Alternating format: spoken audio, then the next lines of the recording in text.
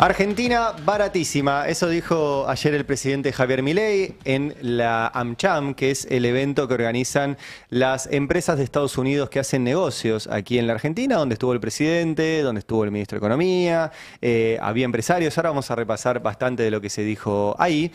En el mismo momento en el cual les dice también que va a estar baratísimo ser un delincuente. De hecho, va a ser gratis ser un delincuente y lavar la guita, producto del narco, producto de la trata de personas, producto del contrabando, producto de la corrupción. Baratito va a ser. Básicamente el gobierno quiere cambiar el régimen penal que existe en la Argentina para los delitos vinculados al dinero y que no exista más. Que la Argentina sea el paraíso para lavar guita. Ayer, en este evento, habló Facundo Gómez Minujín, que es el presidente de AmCham, es un hombre del sistema financiero que viene de JP Morgan, y le dijo esto para arrancar al presidente, a los funcionarios y en nombre de los empresarios que estaban ahí sentados. Si queremos una Argentina con futuro, debemos trabajar de manera decidida para recuperar y potenciar su competitividad. La competitividad empieza por la estabilidad macroeconómica. La lucha contra la inflación, la eliminación del déficit fiscal y el ordenamiento del mercado cambiario son pasos fundamentales que ya son un hecho. Estos avances son valorados, pero deben consolidarse y sostenerse en el tiempo, porque no alcanza con estabilizar solamente. Necesitamos un marco macroeconómico que permita planificar, invertir y crecer.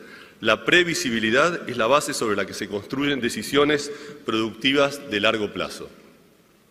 La competitividad también exige una profunda reforma del sistema tributario.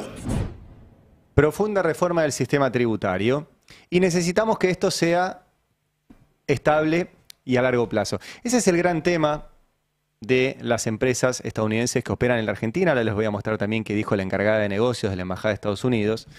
Y es que quieren que este experimento de Milei, sea sostenible y cambie para siempre la Argentina.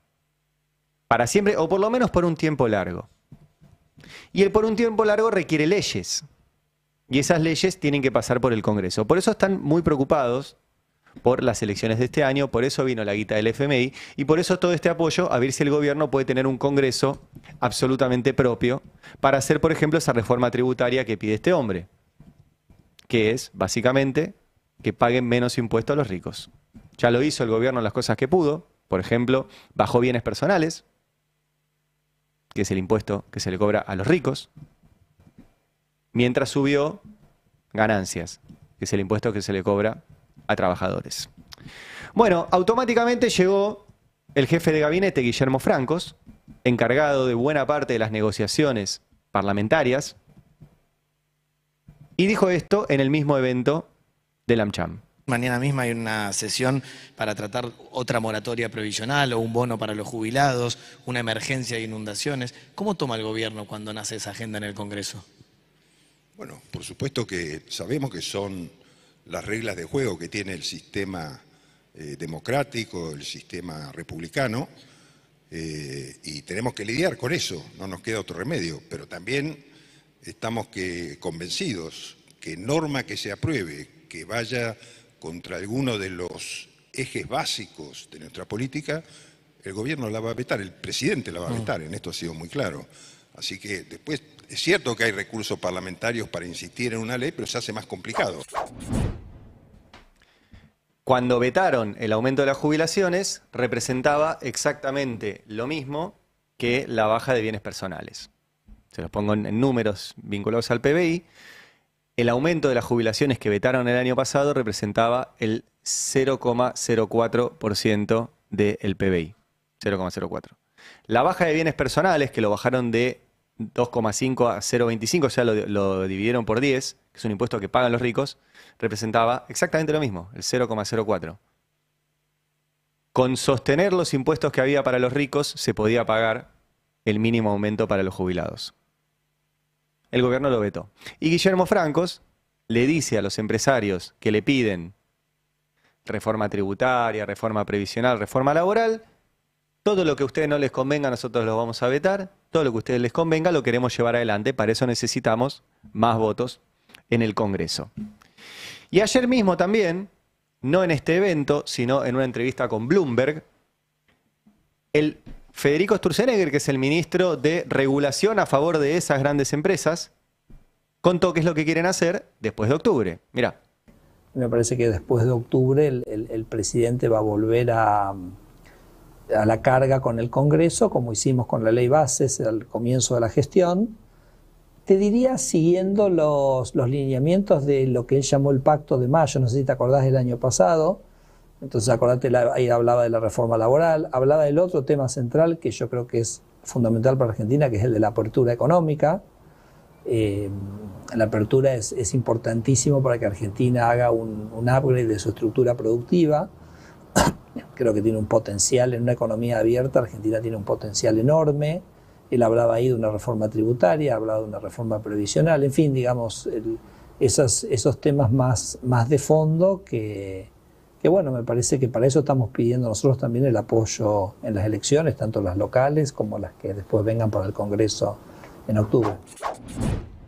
Lo piden los empresarios, lo garantiza el jefe de gabinete, lo confirma Federico Sturzenegger, que es una suerte del compilador de todos estos reclamos de los empresarios. Yo les cuento cómo se hacen esas leyes. Los empresarios tienen estudios de abogados muy poderosos que conocen al detalle cada inciso de cada norma, de cada resolución, que a ellos les toca un poquito el balance. Se lo mandan a Sturzenegger y Sturzenegger lo elimina. Es así funciona. No es muy complejo el laburo de Sturzenegger. Laburo un montón, pero es simplemente recibir esa info, ordenarla, y ahí la parte compleja es que salga del Congreso. ¿Y por qué Argentina está baratísima?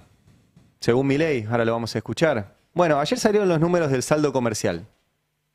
Vamos a compartir el tuit de Christian Buteler, donde muestra primero los números que están ahí, de cómo subieron las exportaciones, un 2,3%, pero subieron las importaciones un 37%. 37%. Y cuenta que el saldo comercial acumulado en los primeros 4 meses del año es de 1.265 millones frente a los 6.208 millones de 2024, una baja del 79%. ¿Qué es esto? La fiesta de las importaciones. Está baratísima Argentina, sí, está baratísimo para importar, para traer cosas de afuera. ¿Por qué? Porque tenemos un dólar barato ficticio. ¿Por qué? Porque el gobierno labura sobre esos dos traumas, el precio del dólar y la inflación, ¿a costa de qué? De nuestra industria, de nuestro comercio, de nuestras fábricas, de nuestro trabajo. Todo eso es el costo. Entonces tenemos esta fiesta de importaciones que no paran de subir, porque es más barato traer un producto hecho afuera, con trabajadores de otro país, con empresas en otro país y que va a generar rentabilidad en otro país, que hacerlo en Argentina. ¿Por qué? Por este dólar ficticio, barato, simplemente para ganar unas elecciones. Ayer hubo varios gobernadores que fueron a este evento de AmCham. Por ejemplo, Maximiliano Puyaro, el gobernador de Santa Fe, que después estuvo en La Nación Más y dijo respecto de esto, de un gobierno que solo mira estos números grandes, dijo esto. Las últimas elecciones legislativas en Cava, indudablemente hubo un debate más nacional que un debate más local, con lo cual en ese debate nacional se priorizó el acompañamiento al gobierno nacional y eso claramente marca las prioridades que tienen los porteños en este momento. Las elecciones legislativas en las 5 provincias que habíamos tenido hace unos días atrás indudablemente habían marcado un rumbo distinto. Era fundamentalmente la ratificación de los lineamientos que llevábamos adelante los gobernadores en cada uno de nuestros territorios. La veo mucho mejor de lo que estaba hace 2 años atrás o 1 año y medio atrás. Logramos controlar las variables macroeconómicas, logramos controlar el riesgo país, bajarlo, logramos bajar la inflación, logramos bajar la tasa de interés. Eso debería traer naturalmente inversiones del contexto internacional a nuestro país, pero creo que a veces no alcanza con controlar la macroeconomía, sino tenemos que mirar mucho, pero mucho más al interior y al sistema productivo que nos permite a nosotros generar crecimiento económico, que nos permite a nosotros generar empleo y desde ese lugar una estabilidad mucho mayor y de mayor largo plazo. Me interesaba esta última parte, cuando dice a veces no alcanza solo con mirar la macroeconomía. Dice un gobernador de una provincia muy productiva. Tiene mucha industria y tiene mucho sector agropecuario. Lo mismo que Martín Yarlora, el gobernador de la provincia de Córdoba, que estuvo en este evento de AmCham y dijo esto. Entonces ahora hay que hacer y entrar en otras reformas para que esto pueda continuar en una mejora. Porque lo que se está haciendo hoy es una situación de emergencia no sostenible en el tiempo de esta manera. Vos no podés sostener un país sin hacer ninguna obra pública, no podés sostener un país sin cumplir todos tus compromisos, no podés. Para eso tenemos que juntarnos todos. ¿Y qué hablo yo de la transparencia? Vos no podés decir, bueno, bajo tal impuesto y no invitar, porque la verdad la mayoría de los impuestos que bajaron, claramente los bajamos los gobernadores también, porque eran coparticipables. Y claramente los intendentes también. Entonces los gobernadores le empiezan a decir, mira, no alcanza solo con la macroeconomía y además no podés sostener un país sin obra pública, que es una de las formas que tiene Milei para celebrar este superávit en las cuentas del Estado Nacional. Bueno, ayer Milei, que estuvo en AmCham y después se fue a conversar con Luis Majul a La Nación Más, habló justamente de la obra pública. ¿Y qué dijo? La obra pública es una máscara para la corrupción, primer punto. Segundo punto, o sea, las obras públicas no son gratis, porque si usted, digamos, ¿con qué la va a financiar? Con impuestos, con lo cual está destruyendo actividad y empleo en otra parte de la economía, donde sí la gente quiere gastar. ¿Y cómo hacemos? Para que no se inunde más. Nosotros, por ejemplo, con el tema de las rutas estamos proponiendo, yo lo hice en la campaña, el sistema de iniciativa privada a la chilena con los way outs a la peruana y los incentivos a la suiza. Es decir, eso yo en campaña lo expliqué un montón y estamos tratando de avanzar en eso para que el propio sector privado sea el que vaya impulsando y haciendo las obras. Eso no funciona en ningún lugar del mundo. Más del 80% de la obra pública en el mundo la financian los estados porque no tiene capacidad de repago. De hecho, en la Argentina, las únicas rutas que tienen capacidad de repago, por el volumen de autos que circula todos los días, que les podés cobrar un peaje, eso es el repago de esa obra pública, son acá. Acceso norte, acceso oeste y tal vez algún tramo de la autopista Córdoba. Todo el resto del país no tiene capacidad de repago por el peaje. Pero el presidente, que dice que es experto en economía, en crecimiento, etcétera, lo que hace es no mirar la cuenta general.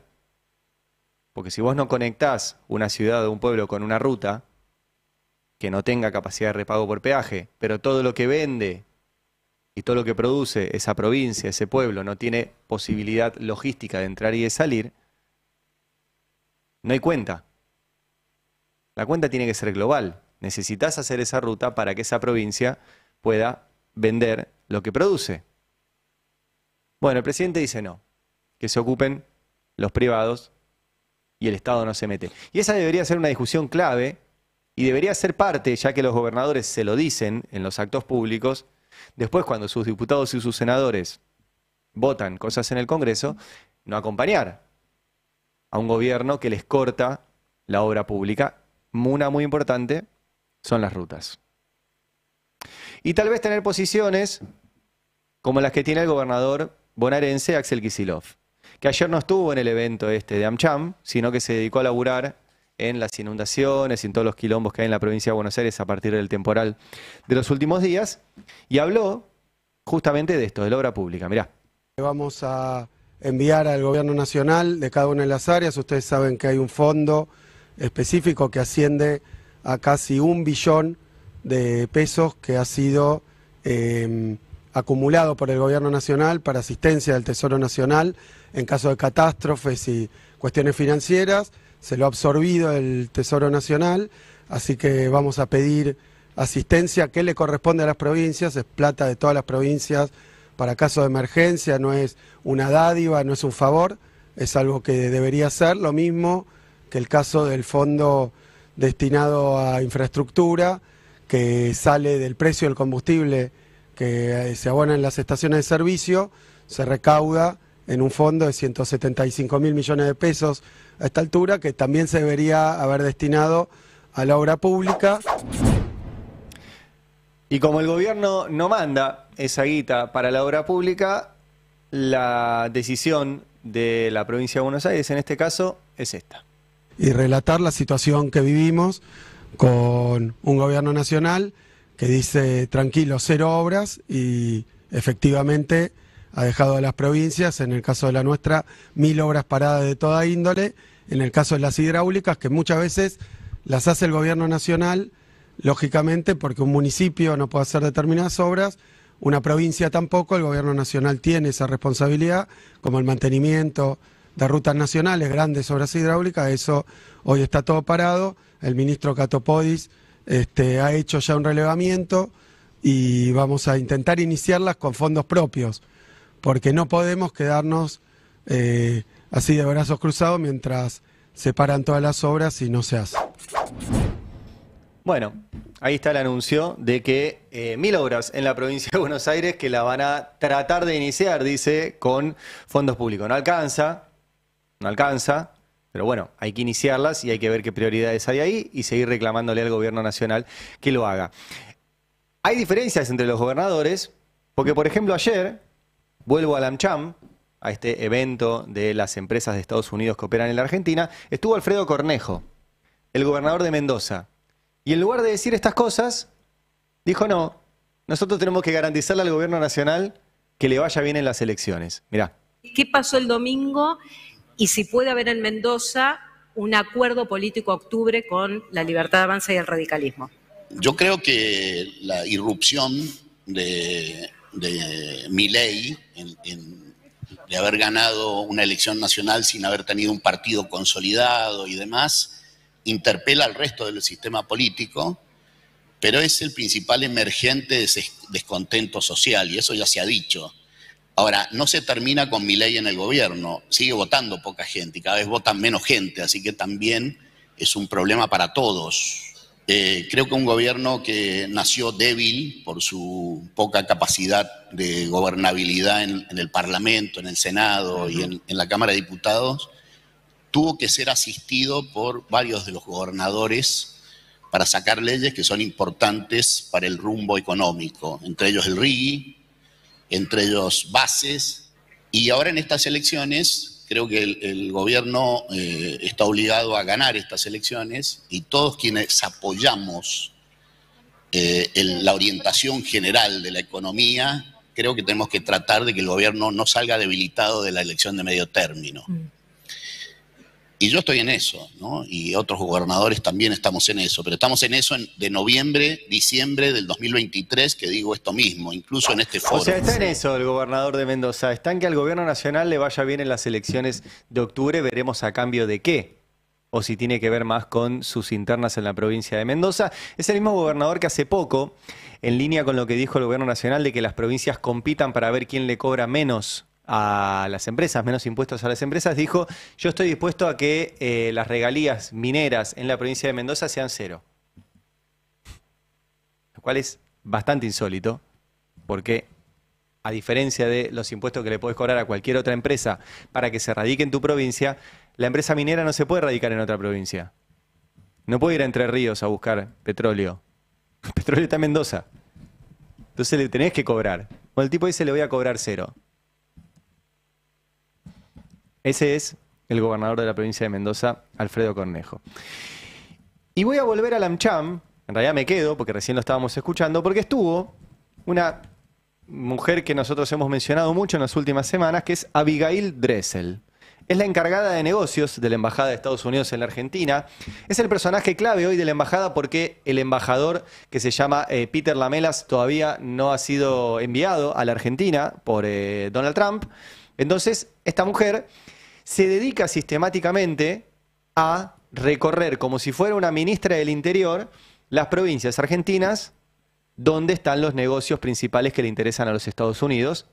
Y ayer lo dijo directamente así. Mira, escúchala. ¿Cómo han cambiado las cosas? Y hoy, ¿en qué estamos? Como bien saben, el presidente Milei está implementando un cambio radical en la política económica argentina con respecto a la política fiscal, la política monetaria y la política cambiaria. Son cambios que mejoran el clima para comercio y inversión y que presenten al mundo con una nueva perspectiva de Argentina. Y las empresas estadounidenses se han dado cuenta. En la embajada ya no nos ocupamos de solo resolver los problemas del día. Somos matchmakers, conectores, juntando empresas estadounidenses con socios locales y fomentando lazos comerciales. Ya nos habíamos dado cuenta, no es que seamos unos genios, sino que simplemente la seguimos en Twitter. Y vamos a recorrer una vez más las reuniones que tuvo la encargada de negocios de la Embajada de Estados Unidos, que dice las empresas de Estados Unidos ya se dieron cuenta. Ajá, sí. Por ejemplo, el último viaje fue a San Juan. Tweet de Abigail Dressel. Gracias, gobernador Marcelo Rego, por la cálida bienvenida y nuestra productiva reunión. Conversamos sobre oportunidades de inversión y comercio entre los Estados Unidos y la provincia de San Juan y de maneras de continuar los proyectos existentes para hacer a nuestros pueblos más fuertes, seguros y prósperos. ¿Por qué fue a San Juan? Porque hace 15 días se descubrió el principal yacimiento de cobre de los últimos 30 años en la Argentina. ¿Y a dónde fue la embajadora? A conversar con el gobernador. ¿Dónde más estuvo la embajadora? Gracias, gobernador Beretilnec, por una interesante y productiva reunión. En los Estados Unidos disfrutamos de la excelente fruta de su provincia, que ahora no va a existir más, les recuerdo, porque estamos trayendo fruta de China y de otros lugares, no va a haber más fruta de ahí. Y nuestros turistas frecuentan las bellezas naturales rionegrinas. Hoy me encantó aprender más de Río Negro y su gran potencia agrícola y energética. Juntos estrecharemos aún más la cooperación entre Estados Unidos y Río Negro para el beneficio de nuestros pueblos. ¿Dónde más estuvo la encargada de negocios Abigail Dressel? Gracias, gobernador Gustavo Melella, por recibirme en su bella provincia. Me gustó conversar sobre cómo potenciar la cooperación entre Tierra del Fuego, donde Estados Unidos quiere poner una base militar, y los Estados Unidos en áreas de interés mutuo. Esperamos trabajar juntos para el beneficio y prosperidad de nuestros pueblos. ¿Dónde más? Impresionada después de visitar las instalaciones de IMSA en Mendoza, felicito a la empresa estadounidense Arc Energy por su inversión en esta prestigiosa empresa argentina, que era pública, esto lo agrego yo, que es conocida y respetada mundialmente por su altísimo nivel profesional en industrias críticas de la economía. Esta inversión estadounidense potenciará la ejecución de importantes proyectos en la Argentina, Estados Unidos y el mundo, que nos harán más fuertes, más seguros y más prósperos. ¿Dónde más estuvo? Esto es el tuit de los últimos 2 meses. Gracias, gobernador Rolando Figueroa, por una interesante y productiva conversación. Neuquén está liderando el desarrollo energético de Argentina en Vaca Muerta, impulsando el crecimiento económico y creando oportunidades para que las empresas locales y estadounidenses. Esperamos seguir colaborando en áreas de interés mutuo. ¿Tenemos más? Impactante visita en Loma Campana, en el corazón de Vaca Muerta, para conocer más sobre la producción no convencional de hidrocarburos. La colaboración entre empresas de banderita de Estados Unidos y banderita de Argentina, como la de Chevron y YPF, impulsa el desarrollo energético y la prosperidad de ambos países. ¿Dónde más estuvo? Tuvo una gran reunión ayer con el presidente del CONICET, Daniel Salamone. Esta tiene que ver con ciencia. ¿Y tenemos alguna más? Trade Winds de Américas. Estuvo también, esta me faltó enviarla, en el río Paraná. Estuvo reunida con los gobernadores que tienen intervención en el río Paraná, porque Estados Unidos ya tiene presencia del Cuerpo de Ingenieros de las Fuerzas Armadas de Estados Unidos en nuestro río Paraná, que es por el que salen la mayoría de nuestras exportaciones. Entonces, ¿qué está haciendo la encargada de negocios? Bueno, lo que dijo ayer en AmCham, haciendo de deal maker. Deal maker es hacedora de tratos entre las empresas de Estados Unidos y las provincias argentinas. Está bien que los embajadores hagan eso, Los embajadores, sería buenísimo que los embajadores de Argentina en otros lugares del mundo generaran negocios de exportación para las empresas argentinas en el mundo.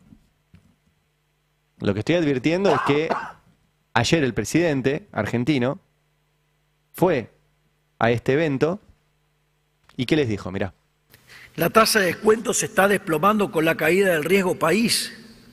Estamos haciendo un trabajo enorme en materia de capital humano, en materia de desregulación. una tarea enorme en términos de respeto del derecho de propiedad y la seguridad, a cargo, digamos, de la ministra Bullrich en seguridad y el ministro Petri en defensa. Por lo tanto, lo que quiero decirle es que estamos frente a un maravilloso caso de crecimiento, digamos, si es la oportunidad de aprovecharlo, porque en estas condiciones, en 30 años, Argentina se podría convertir en una de las primeras potencias mundiales, donde 2/3 de esa mejora ocurre en el primer tercio, es decir, ocurre en 10 años. Por lo tanto, es una excelente oportunidad de compra porque Argentina está baratísima y Argentina va a subir como pedo de buzo. ¡Viva la libertad, carajo! Argentina está baratísima, le dice el presidente Milei a los empresarios de Estados Unidos que hacen negocios en la Argentina. Y les regala el RIGI, se los regala, les dice que la ministra de Seguridad, Patricia Bullrich, los va a cuidar. No sé si notaron que en la misma frase dijo eso. Patricia Bullrich creó una unidad especial para hacerle seguridad privada, pero con fondos públicos, a las empresas que entren al RIGI. Cosa que pasó también, medio desapercibida. Y en el medio de todo esto, vamos directo al audio 19. Javier Milei, después de ir a AmCham y decirles, vengan, que la Argentina está baratísima y pueden hacer en la Argentina lo que quieran, también insistió en que la Argentina está baratísima para los delincuentes. Y en este tape hay dos cosas, una vinculada a el video ese donde simularon a Macri con inteligencia artificial, pero la pregunta iba orientada y termina hablando justamente de cómo Milei quiere cambiar nuestro régimen penal cambiario para hacer la Argentina baratísima para los delincuentes. Mirá. Digo, lo primero que hay que darse cuenta es que es algo muy bizarro, muy burdo, o sea, sí, se nota... Si usted me pregunta a mí, yo me doy cuenta y mucha gente se da cuenta. O sea, pero... bueno, entonces lo primero es, no subestimemos a la gente, digamos, es evidente. Bueno, pero yo se lo pongo al revés. Y si se lo hacen a usted con $1 a 3.000...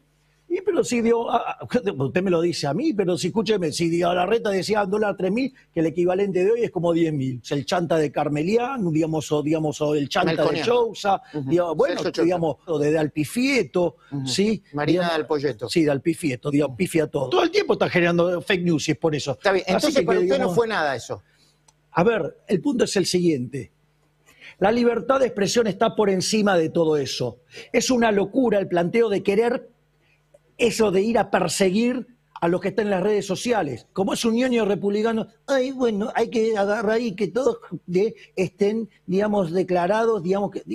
¿Sabe la cantidad de autores que han escrito obras con seudónimo? Porque si no los mataban. Eso es cercenar la libertad de expresión. Entonces, usted, por 3 tipos que hacen tonterías... Son tonterías. Que hacen tonterías. Sí, pues fue una tontería.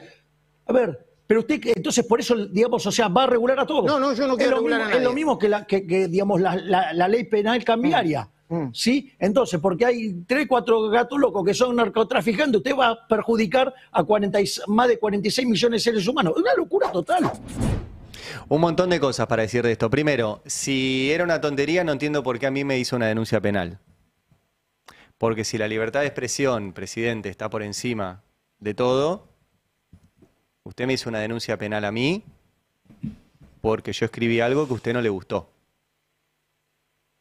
Después ese mismo algo que a usted no le gustó, lo firmaron más de 600 periodistas y artistas. Y ahí no los denunció. Entonces, o reculó, o se ve que el problema no era la nota. Que lo que usted estaba intentando hacer era generarnos miedo. Y le demostramos que no hay miedo, que vamos a seguir publicando, y vamos a seguir hablando, y vamos a seguir escribiendo, y vamos a seguir con todo lo que venimos haciendo. Pero si la libertad de expresión está por encima de todo, deje de denunciar periodistas, deje de atacarlos, respete la libertad de expresión. La segunda parte de lo que dice, y ahora nos vamos a meter de lleno con el dólar lavado, es el ejemplo que da. Él dice... ¿Por qué voy a sancionar, voy a tener una ley que sancione el lavado de dinero por 4 o 5 narcos? ¿Por qué voy a perjudicar a todo el resto de la sociedad? El argumento es tan absurdo que es como si yo les dijera, ¿por qué vamos a sancionar los asesinatos si son poquitos los asesinos? Somos 50 millones de personas, los asesinos, la gente que asesina a alguien, es poquita. Pero el asesinato está penado y no vamos a eliminar esa pena que rige para todos, que no andamos asesinando gente. Bueno, existe porque tiene una razón de ser, que es que si hay un asesinato, eso tiene una sanción. Yo sé que el argumento es tonto, pero es tan tonto como el que da el presidente, que dice, ¿por qué voy a perseguir el lavado de dinero si el lavado de dinero es de 4 o 5 narcos y no voy a perseguir a todo el resto de la población? Primero que no es de 4 o 5 narcos, hay muchos más que la banguita, los narcos son una parte, y segundo justamente por eso, porque la idea es que no se reproduzca, por eso existe la sanción. Ayer, Majul, escuchen cómo le formula la pregunta a Majul y escuchen la respuesta de Milei cuando Majul le dice, pero esto es para controlar el lavado de dinero. Y escuchen la respuesta del presidente. El otro día hice una transacción y me preguntó. El banco me preguntó. Eso es lo que quiero oír. ¿Qué va a hacer? ¿Dónde va a ser? ¿Cuánto va a ser? ¿Y por qué? Y me hizo un interrogatorio correcto para las normas internacionales del lavado de dinero. No, a mí me parece un disparate. Pero al mundo no le parece. No, bueno, pero el mundo no tiene ley penal cambiaria. Dice Majul. No es así, no es así. En el mundo hay muchísimas regulaciones para prevenir el lavado de dinero y para sancionar los delitos precedentes del lavado de dinero. Como les contaba ayer, acá en la Argentina el lavado de dinero es un delito autónomo que tiene además delitos precedentes que generan ese dinero que se lava. Los delitos precedentes son delitos, como su nombre indica. Son actividades ilegales que generan dinero y ese dinero se reinserta en el sistema formal en lo que se conoce como lavado de dinero. ¿Por qué se le llama lavado? Porque es dinero sucio. Como está sucio, hay que lavarlo. ¿De dónde viene ese dinero sucio? Del narco, de la trata de personas, del contrabando, de la corrupción, de la evasión. Todos esos delitos lavan después la guita. De distintas formas. Milei está diciendo, todo ese dinero sucio pasa automáticamente a ser dinero limpio. No vamos a investigar más eso. No me interesa. El ejemplo que le ponía Majul es efectivamente cierto. Si vos vas a un banco con 10 palos verdes y el banco le va a saltar una alerta. ¿De dónde sacó este señor 10 palos verdes? Por ahí tiene una justificación, por ahí es alguien de mucho dinero. Pero si yo caigo en 10 palos verdes no tengo forma de explicarlo. Y salta un reporte de operación sospechosa. Se llama ROS. Y se investiga. Y eso es parte de los acuerdos que tiene la Argentina con organismos como el GAFI, el Grupo de Acción Financiera Internacional, y otros organismos, para prevenir el lavado de dinero, porque el lavado de dinero no es un tema de cada país. Como el dinero circula y las fronteras son porosas y los contadores son muy creativos, todos los países tienen que estar interconectados para prevenir el lavado de dinero, que tiene otros delitos precedentes también, por ejemplo el terrorismo. El terrorismo también lava plata. Entonces, convertir a la Argentina en el paraíso de los lavadores de guita nos deja fuera de ese sistema internacional, del cual la Argentina es parte, en el cual la Argentina tuvo sanciones, donde la Argentina tuvo que corregir para salir de la lista de gris del GAFI, está en proceso de corrección de un montón de cosas, y de repente el presidente aparece y dice, laven plata, laven toda la guita acá, no hay ningún problema. Ayer lo explicó el ministro Caputo, que estuvo en el evento de AmCham, les dije que íbamos a ir y venir mucho de este evento, y les explicó que esto no es un blanqueo, porque un blanqueo sería distinto. Así lo dijo Caputo.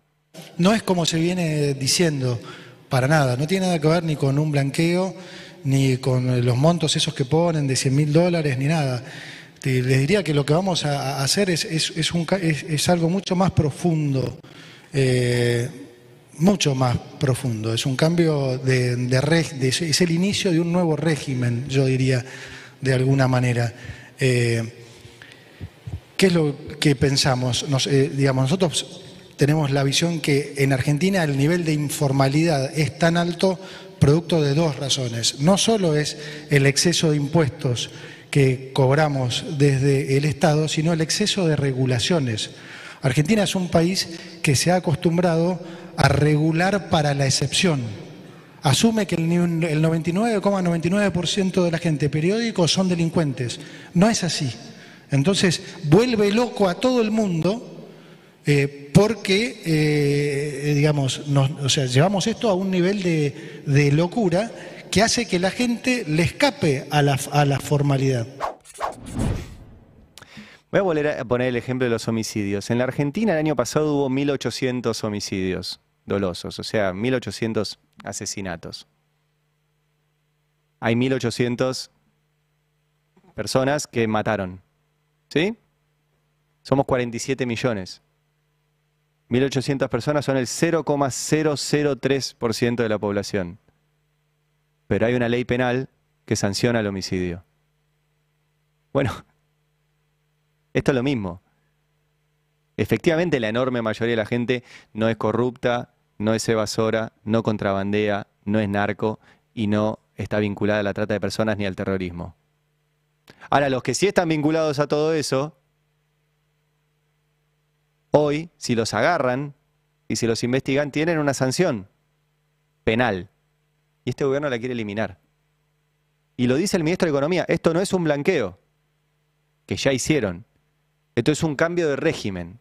Es convertir a la Argentina en el paraíso del lavado. Y no es una buena idea. Solamente para tener unos dolaritos más ahora para llegar a octubre.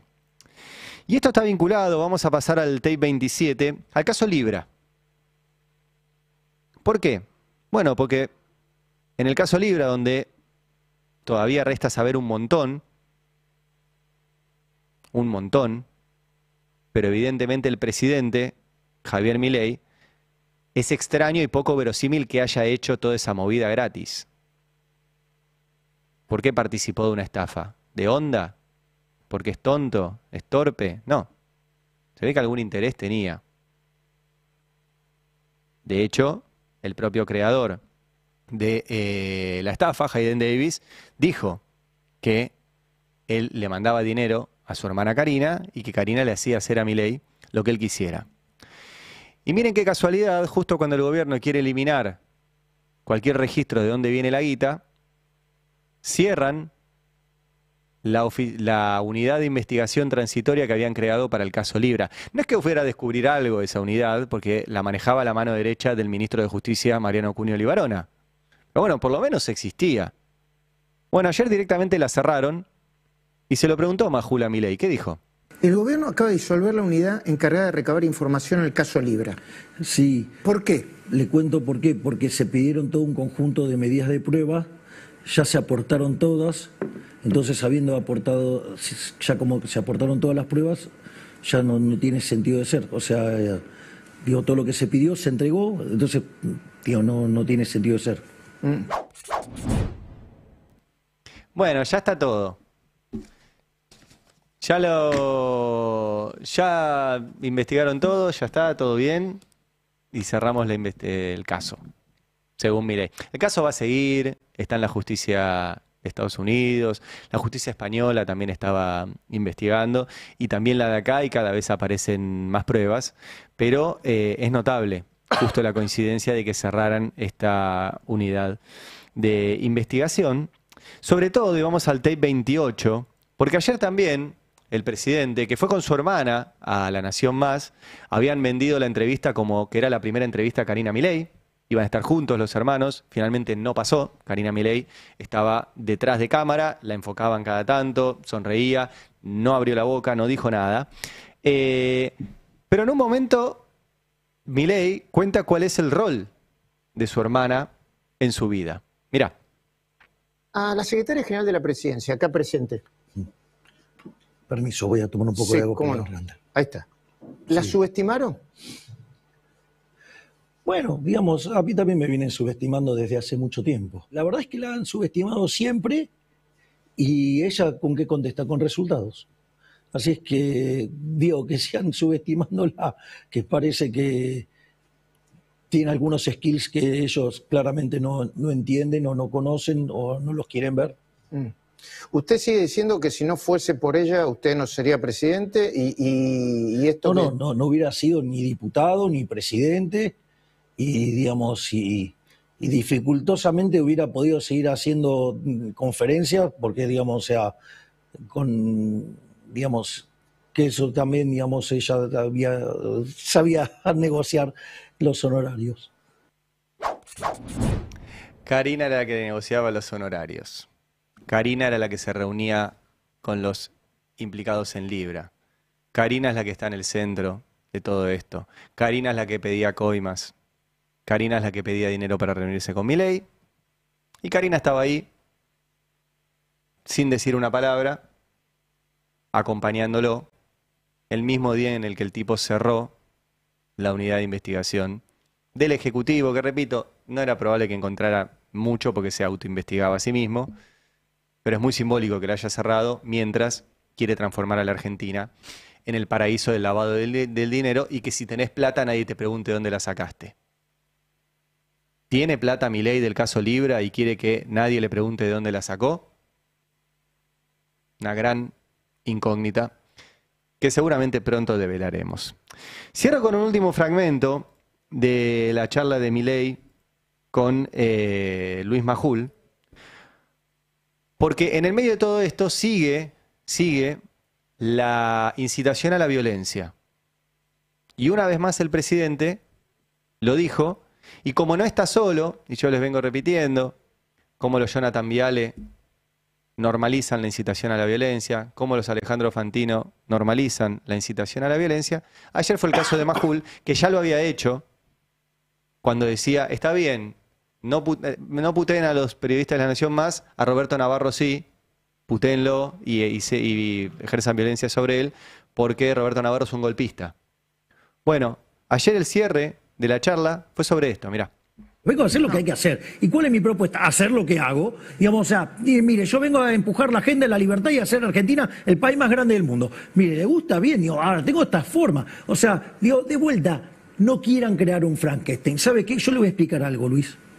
¿Usted cree que del otro lado tiene gente normal o tiene a los orcos? No. Normales no son. Bueno, entonces con los orcos, no vale la forma. Cuando, digamos, yo le hice una vez ejemplo en un lugar.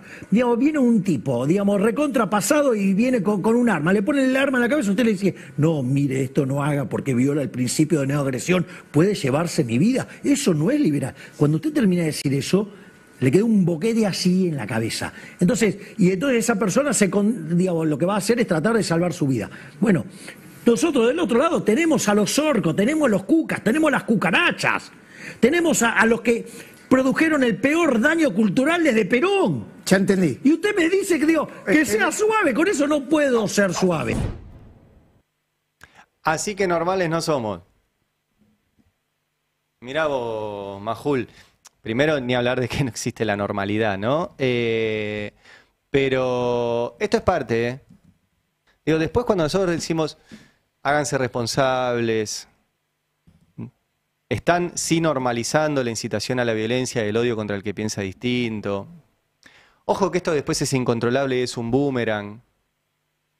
Porque después vos no controlás qué pasa con los discursos de odio y de violencia. Y Majul también es responsable. Un periodista le hubiera dicho, no, mire, yo no distingo entre normales y no normales. Un orco es un personaje de ficción, yo lo conocí en El Señor de los Anillos, son seres que no piensan por sí mismos, creados por un ser maligno, a los cuales hay que matar. Esos son los orcos, son como los zombies del video que compartía. Las cucarachas se matan, se pisan, se les tira raid. Entonces, esa incitación constante a la violencia, legitimada y normalizada por sus interlocutores de turno, tuvo ayer otra vez un capítulo que esperemos que en algún momento frenen. Bueno, 9:14. ¿Qué tenemos, Beldic? Y en el marco de todo esto que venís